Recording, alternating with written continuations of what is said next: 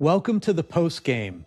I loved my conversation with Scott Kirby, CEO of United Airlines, the largest airline in the world. He's a man who has spent more than 3 decades rewriting how we think about aviation leadership. I like to say it's never boring. There are times I wish for boring, I admit, but it is never boring. Some of the most enduring companies often unexpectedly choose the road less traveled when faced with a crisis. United is a 5-year-old startup embedded inside a 100-year-old company. And Scott's version of that is captured in his employee letter, where he declared that United would not be cutting costs or deferring investments. He would be expanding their technology lead, building new clubs, upgrading infrastructure. That is not the typical playbook. That is the long game. Welcome to the Long Game Podcast. I'm Eric Becker. I'm an author, an entrepreneur, and I'm founder and chairman of Crescent, a family office that we built to serve founders, multi-gen business owners, and their families. For all of the entrepreneurs and aspiring entrepreneurs, for leaders and CEOs, the long game is for you. It's the practices, it's the leadership skills, it's the culture that can stand the test of time. I'm Eric Becker, and this is The Long Game. United is celebrating 100 years. 100 years of carrying passengers through wars, recessions, deregulation, 9/11, pandemics, and everything in between. Yet Scott's orientation is that as a founder on day one. He's not just managing legacy, he's building the future. Coming out of COVID was really a chance to reset. And, the kind of 2 decades or after 9/11 really saw United and much of the U.S. aviation industry and even the global aviation industries, particularly those that have been around a long time, go through all kinds of challenges, bankruptcies and losing pensions for employees and just a host of challenges. And all that sort of wears on a company. And COVID actually gave us, remarkably, a chance to reset, create a new culture, launch in a way that our employees can be proud of the airline and really believe that we're creating not just the biggest, but the best airline in the world. And a perfect example of that is lost baggage. In the past, if bags were lost and didn't make the flight, the passenger would get off, go to baggage claim, wait by the belt, eventually 20, 30, 40 minutes later, no bag, go to that baggage office nearby, stand in line, and then fill out a form. Now, through a complete technical breakthrough, you're on the flight, the plane takes off, you get a message. Unfortunately, your bags were delayed. But now it gives you choices. Would you like the bags delivered? Where would you like them delivered?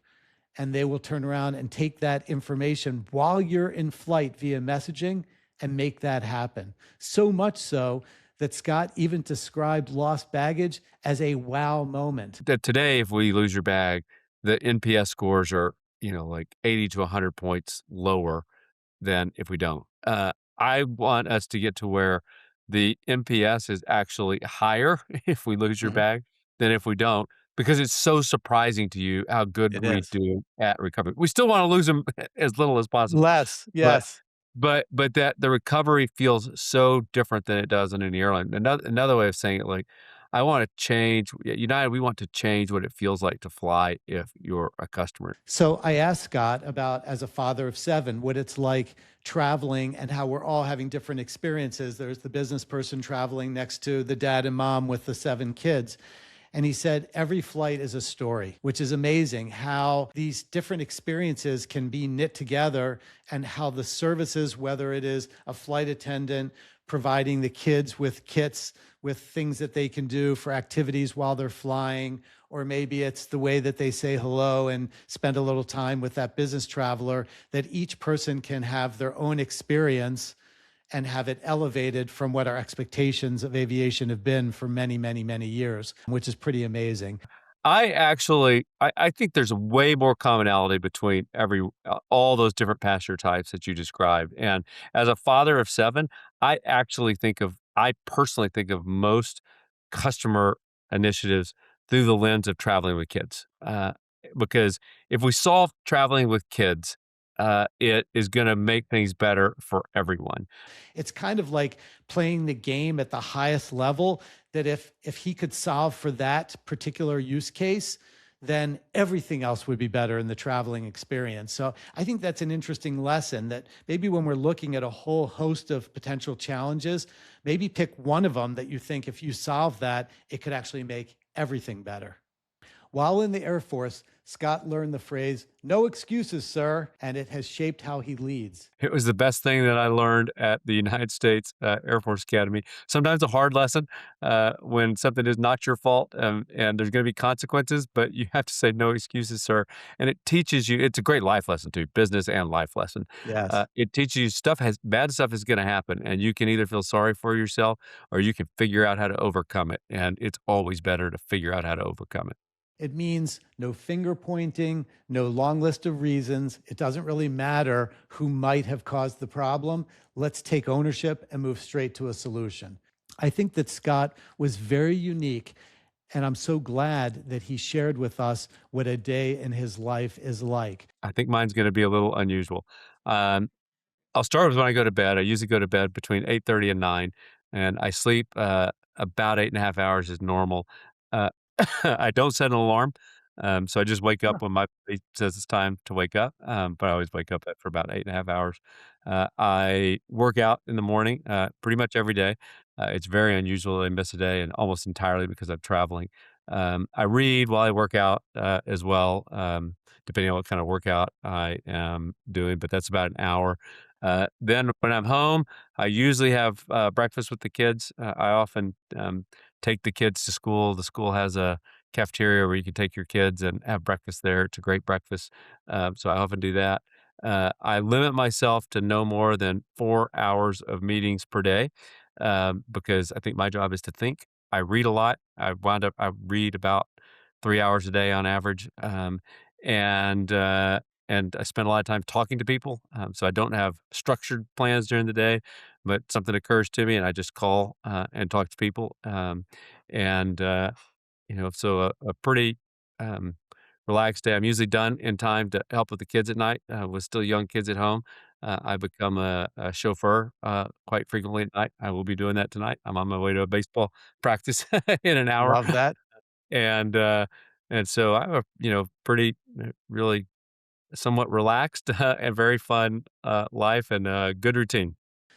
And the way that he structures his day, only having 4 hours of meetings scheduled, allowing large blocks of time for thinking and reading. He's a passionate reader and reads lots of different things, which is really very, very special and unique in how he structures his day. He thinks of himself as a leader, and that whether it is his brain and brain health, and so thinking about what it is that we can do to make sure that our toolkit is going to be working at the highest performing level, and then structuring his day for what he believes leadership is about, which is not just how many meetings you've been to, but the good thinking that you've done, and even being proactive. He talked about using the time outside of meetings to proactively reach out to people, to ask questions, to make connections, to check in, which was really, really special and different than what we've heard from other leaders. So Scott had a couple of interesting sayings. One was not to be afraid to change the unchangeable. And that is a way of thinking that is really different. And it also tied into his favorite question. And I'll say the most important question is why.